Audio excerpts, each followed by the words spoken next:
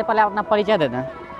मेरा नाम है स्वामी अनुभवानंद और केंद्रीय आश्रम महर्षि में धाम मनियारपुर बांका जिला में, और यहाँ सहरसा जिला में सौर बाजार में भी आश्रम है। बाबा, सत्संग से मनुष्य को क्या लाभ मिलता है? जैसा कि आजकल देख रहे हैं जो युवा सभी गलत राह पे चलते हैं, नशा करते हैं, लेकिन सत्संग की ओर नहीं बढ़ते हैं। इसीलिए तो यहाँ जो मुख्य सत्संग का आयोजन किया गया है, इसी उद्देश्य से मनुष्य का क्या कर्तव्य है मनुष्य नहीं जानता है।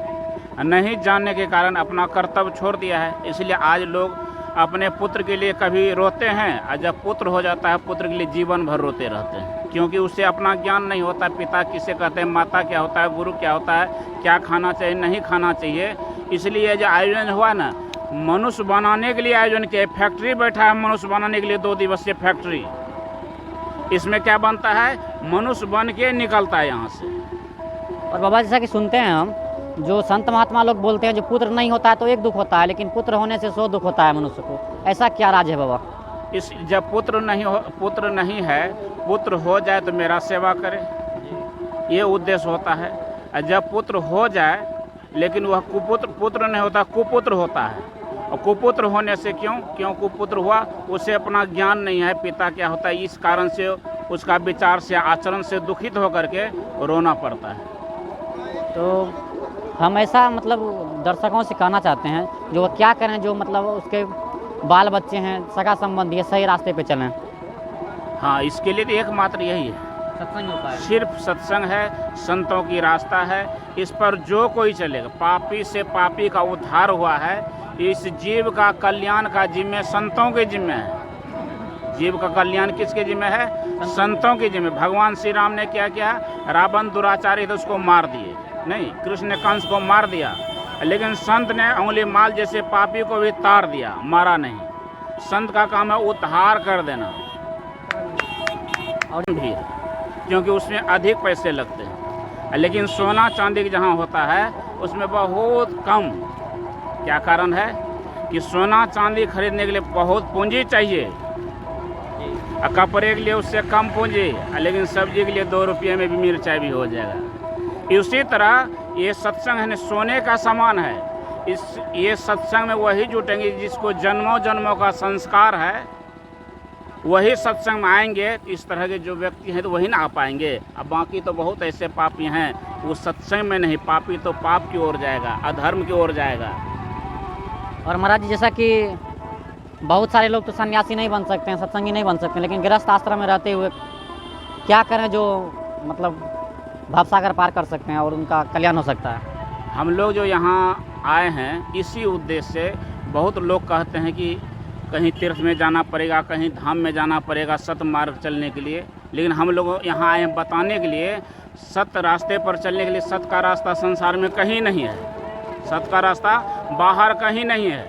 कहीं कितना तीर्थ कर दे, व्रत कर दे, धाम में कहीं चले जाए, लेकिन हमारे अंदर जो रावण है बिठा हुआ है, कुंभकर्ण जो है, जो प्रत्येक वर्ष रावण को मारते हैं, नहीं मारते हैं, कुंभकर्ण को मारते हैं, मेघनाथ को मारते हैं, उस रावण कुंभकर्ण को तो मार देते हैं, अंदर में जो मन रूपी रावण है इसको मारने के लिए लोग तैयार है नहीं। इसलिए साल साल एक रावण को मारते हैं, 1000 रावण तैयार हो जाता है। जो बहुत सारे लोग जो हैं समाज में ऐसे भी लोग हैं जो चोरी नशा हिंसा मतलब करते रहते हैं, तो उन चीज़ों से कैसे बचा जाए महाराज जी? इसका कारण यही है, उसके पास आध्यात्मिक ज्ञान नहीं है। भौतिक ज्ञान तो है, और भौतिक विद्या आप स्कूल कॉलेज में आप प्राप्त कर सकते हैं, लेकिन आध्यात्मिक ज्ञान को अगर प्राप्त करना चाहते हैं तो उसके लिए सत्संग की आवश्यकता है।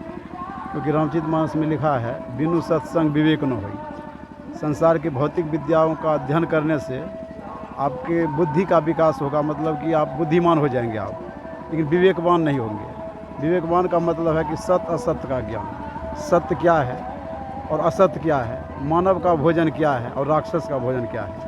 क्योंकि बाबा कबीर ने कहा, जो मांस मछली का भोजन करते हैं वो राक्षस का भोजन है। क्योंकि रावण भैंसा खाता था और मदिरा भी पीता था। अगर समाज के लोग अगर मांस मछली खाते हैं, शराब पीते हैं, गुटखा खाते हैं, तो समझ लीजिए कि वह रावण जैसा व्यवहार करते हैं। ऐसा क्यों होता है? सत्संग के अभाव के कारण। गोस्वामी जी ने कहा कि जब तक ये सत्संग नहीं जाएंगे तो विवेक नहीं होगा। इसलिए सबों को सत्संग जाना चाहिए। और हमारे समाज में कुछ ऐसे भी लोग हैं जो अपने बाल बच्चों को सत्संग में जाने नहीं देते हैं, दूसरे कार्यक्रम हो तो उसमें भेज देते हैं, रोकते नहीं हैं, लेकिन सत्संग में जाने से रोकते हैं, उसके लिए क्या कहना चाहेंगे? ऐसा जैसे भगवान शिव का कहना है कि गिरजा संत समागम समनो लाभ कछुआन, बिनु हरि कृपा न हुई सो गा वहीं वेद पुराण। जब तक ईश्वर की कृपा नहीं होगी तब तक वे सत्संग नहीं जा सकते। जैसे भगवान श्री राम ने भी कहा कि पुण्य पुंज बिनु मिले ही नो संता, जब तक पूर्व जन्म का पुण्य संस्कार संचित नहीं होगा आप सत्संग नहीं जा सकेंगे। तो लेकिन अगर ऐसा मन नहीं करता सत्संग जाने का, लेकिन जिसके माता पिता संस्कारी होंगे, जिसके पास आध्यात्मिक ज्ञान होगा, तो बच्चे को भेजेंगे वहाँ सत्संग में और तब उसको जानकारी मिलेगी। नहीं जाने का कारण यही है कि पूर्व जन्म से जो है वो कुसंस्कार पड़ा है। जैसे भगवान श्री राम ने कहा यह जीव 84 लाख योनियों में भटकता रहता है, गधा घोड़ा चिल्लर मच्छर कुत्ता भैंस के शरीर में।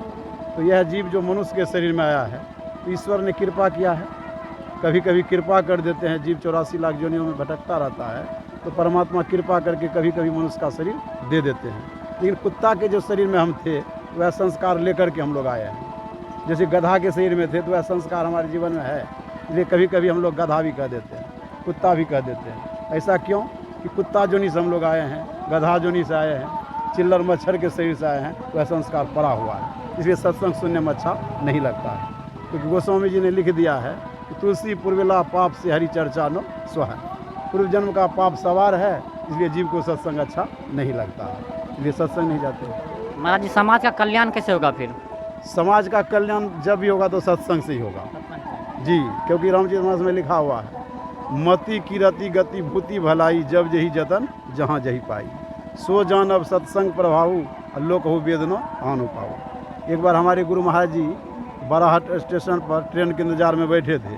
कुछ युवकों ने पूछ दिया कि सत्संग से क्या लाभ होता है, तो गुरु महाराज जी ने लगे हाथ कह दिया कि क्या चाहते हो। तो युवकों ने कहा चाहना का कोई अंत तो है नहीं।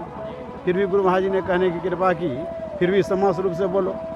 तो जवाब नहीं दे सके तो गुरु महाराज जी ने कहा कि दुनिया के लोग सुख चाहते हैं और सत्संग से सब सुख होगा, बुद्धि का भी विकास होगा, रामायण में लिखा हुआ बुद्धि का भी विकास होगा, आपका यश भी फैलेगा और मोक्ष भी मिलेगा और सारे ऐश्वर्य भी मिल जाएंगे, धन संपत्ति भी आपको सत्संग से ही मिलेगा। क्योंकि बाबा कबीर की वाणी है दुख दरिद्र निकट नहीं आवे, काल जाल भ्रम टूटे, सत्संगति सब विधि सुखदाई, पाप गगरिया फूटे। सत्संग से धन भी मिलेगा, बुद्धि का भी विकास होगा, आध्यात्मिक तरक्की भी होगी और अंत में मोक्ष भी मिलेगा। सब सुख सत्संग से ही मिलेगा।